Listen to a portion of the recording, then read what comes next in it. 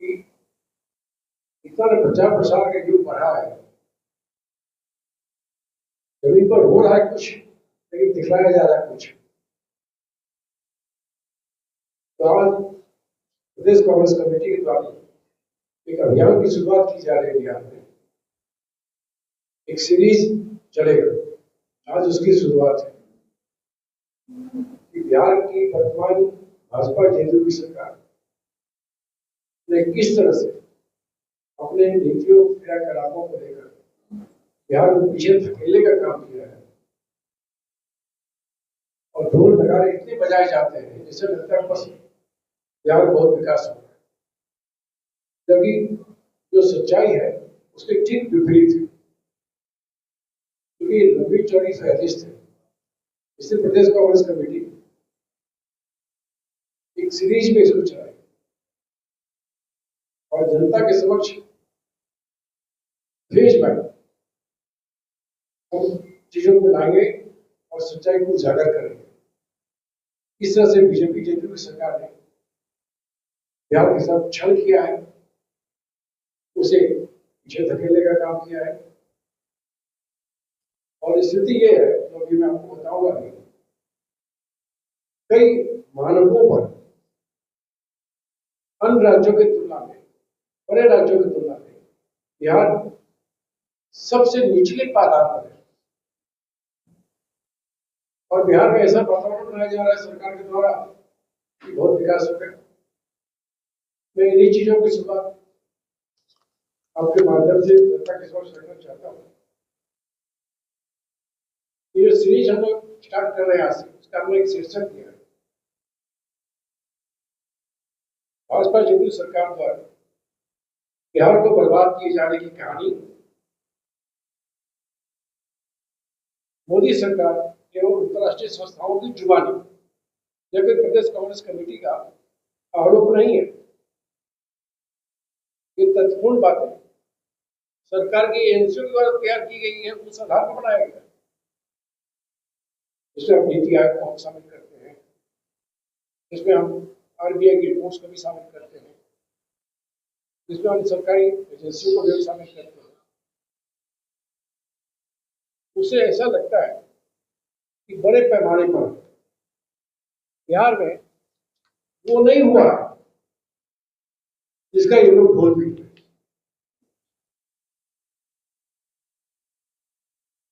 इस अभियान के तहत बिहार की अर्थव्यवस्था, विकास एवं सामाजिक न्याय और उसके सौहार्द को किस प्रकार नष्ट किया जा रहा है, इसकी एक प्रमाणिक रिपोर्ट है जो मीडिया के समक्ष प्रस्तुत किया जाएगा। यह रिपोर्ट स्वयं मोदी सरकार या कई प्रतिष्ठित संस्थाओं के द्वारा तैयार की गई रिपोर्ट पर आधारित है। सामाजिक और आर्थिक मोर्चे पर फिसलती बिहार, एयर रेटिंग जो होती है उसकी रिपोर्ट है।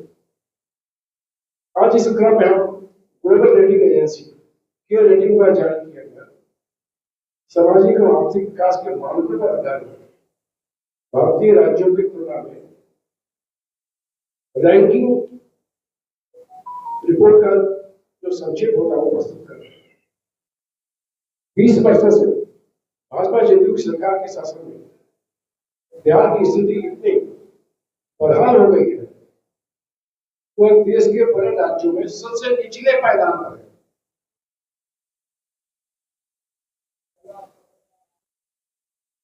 रिपोर्ट के अनुसार सामाजिक और आर्थिक विकास के सभी प्रमुख मानकों पर बिहार देश के 17 बड़े राज्यों में सबसे नीचे रहा।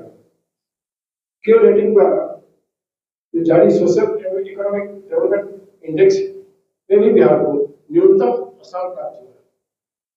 अब इन चीजों को देखने से क्या लगता है कि प्रचार प्रसार कुछ और हो रहा है, लेकिन सच्चाई कुछ और है। आप अगर ध्यान से देखेंगे सुनेंगे इस रैंकिंग में अन्य बातों के अलावा खासकर शिक्षा, स्वास्थ्य, रोजगार, बुनियादी ढांचे और आर्थिक विकास जैसी गतिविधियों से कई महत्वपूर्ण क्षेत्रों को शामिल किया गया है। इसमें देश तो सबसे पिछड़ा राज्य बिहार है, जबकि बिहार में स्वास्थ्य और शिक्षा का बजट सबसे ज्यादा है। उन दोनों बिहार को मिला दें लगभग 60,000 करोड़ का बजट सिर्फ स्वास्थ्य और शिक्षा पर। और स्थिति क्या है वो हम सब जानते हैं। अर्थव्यवस्था, आर्थिक विकास, राजकोषीय प्रबंधन, अधोसंरचना, सामाजिक विकास, सुशासन और पर्यावरण, इन मापदंडों में बिहार का कुल स्कोर मात्र 34.8 30.8% रहा है, जो अपने आप में सबसे निचला 17वां स्थान देता है बिहार। रिपोर्ट के अनुसार स्वास्थ्य और शिक्षा में इतनी बड़ी पैमाने पर गिरावट हुई है बिहार में, जिसकी कल्पना नहीं की जा सकती। रिपोर्ट के अनुसार स्वास्थ्य सेवाओं की स्थिति अत्यंत चिंताजनक है। मातृ मृत्यु दर एवं शिशु मृत्यु दर में भी हमारा परफॉर्मेंस बहुत ही खराब है। और राज्यों की तुलना में यहाँ मातृ मृत्यु दर भी ज्यादा है और शिशु मृत्यु दर भी ज्यादा है। सरकार की तरफ से आगे कुछ और कह जाते हैं। रोजगार सृजन एवं महिला सशक्तिकरण के क्षेत्रों में भी राज्य का प्रदर्शन बहुत ही कमजोर पाया गया। आर्थिक मोर्चे पर भी फिसलती है बिहार सरकार। अन्य राज्यों की तुलना में प्रसारित आर्थिक विकास और निवेश की बात रिपोर्ट में खोखली साबित है। अन्य राज्यों की तुलना में औद्योगिक विकास, प्रति व्यक्ति आय भी अन्य जानकारी मिले, इसलिए बोलना चाहता हूँ।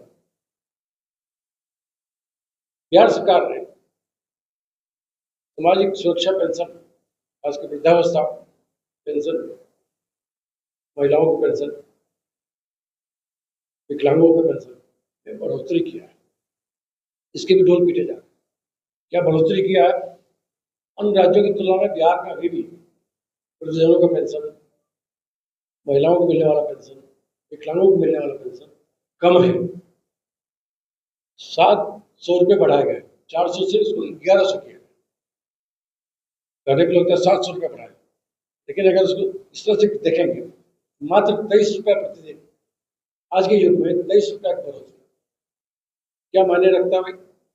इसी बिंदु पर 1.5 साल पहले विधान परिषद में मेरा प्रश्न था सरकार से, भाई झारखंड, तेलंगाना, दूसरे राज्य जो है उनसे ज्यादा पेंशन दे रहे हैं। तो मुख्यमंत्री खुद खड़े हो गए, मेरे पास उसका प्रमाण है, खड़े हो गए और उन्होंने जवाब दिया कि बिहार में प्रति व्यक्ति आय बहुत कम है इन राज्यों की तुलना में, हम पेंशन की राशि नहीं बढ़ा सकते। आज कांग्रेस जानना चाहती है आखिर एकाएक की पेंशन की राशि क्यों बढ़ाया आपने, वो भी नाम मात्र का। अगर चुनाव सर पे नहीं होता सरकार यह काम ही नहीं करती। और जो हमने अपना योजना चलाया है महिलाओं के विकास के लिए, माय बहन मान योजना, जिसमें 2,500 रुपये प्रति गरीब महिला को देंगे, ये हमारे गठबंधन का भी साझा घोषणा पत्र बात आ रही है। बिजली की 200 मेगावाट बिजली हम फ्री कर देते हैं। क्या इन योजनाओं का बढ़ते प्रभाव के चलते सरकार को बैकफुट पर तो नहीं आना पड़ा है? क्या इन्हीं हमारी लोकप्रिय योजनाओं के चलते जो हमारे समर्थन बढ़ा है कांग्रेस के प्रति, गठबंधन के प्रति, क्या इसकी वजह तो नहीं है कि सरकार पेंशन बढ़ाने की घोषणा आनंद फानंद में कर दिया? इन प्रश्नों का उत्तर कांग्रेस जानना चाहती है। कांग्रेस के नजरों में जो पेंशन की राशि बढ़ाई गई है वो अभी भी कम है। इसे कम से कम 2,000 रुपये करनी चाहिए। जिस तरह से महंगाई बढ़ी है, टैक्स बढ़े है, आप 500-700 बढ़ा रहे हैं, उससे ज्यादा तो आपने कमर तोड़ दिया महंगाई को लेकर। रोजगार कहीं अता पता नहीं, रोजगार सृजन नहीं है बिहार में। कल्पना करिए उन वृद्धजनों की, उन महिलाओं के, विकलांगों की क्या स्थिति होगी जिन्हें आप सिर्फ 23 रुपये बढ़ा रहे हैं, ढोल पीटेंगे गवर्नमेंट पेंशन बढ़ा दिया। और सबसे बड़ी खास बात, सरकार ने अपनी जांच में एक रिपोर्ट का खुलासा हुआ, बिहार सरकार की जांच में जो पेंशन जिन लोगों को वृद्धजनों के नाम पर, विकलांगों के नाम पर, महिलाओं के नाम पर दे रहे हैं, उसमें हजारों की संख्या फर्जीवाड़ा पाया गया। मतलब जो नौजवान भी है जिसका आधार कार्ड में उम्र 20 साल 25 साल है, वो वृद्धजनों का पेंशन ले रहा है बिहार सरकार। जो विकलांग नहीं है, विकलांग के सर्टिफिकेट देकर पेंशन ले रहा है। तो कांग्रेस ये भी जानना चाहती है जब इतने बड़े पैमाने पर आपके पेंशन योजना में जिनको आप पेंशन का लाभ दे रहे हैं उसमें एक भ्रष्टाचार है, उसमें एक धोखाधड़ी है, उसमें एक फरेब है, जालसाजी है। तो क्या मायने रखता है भाई सरकार कर क्या रही है? अरे सुशासन की बात करते रहते हैं, गुड गवर्नेंस की दावा करते रहते हैं। क्या गुड गवर्नेंस है भाई? जब आप नकली लोगों को पेंशन दे रहे हैं वृद्धजनों के नाम पर, महिलाओं के नाम पर, विकलांगों के नाम पर, यह अपने आप में बड़ा भ्रष्टाचार है। क्या मुख्यमंत्री जी इस संबंध में खुलासा करेंगे? उन्हें स्थिति स्पष्ट करनी होगी, ऐसे कांग्रेस पार्टी मांग करती है। मैं इन्हीं बिंदुओं पर आप सबका ध्यान आकर्षित करने के लिए आमंत्रित किया था। जो महत्वपूर्ण विषय है, मैं चाहता हूँ कि आपके माध्यम से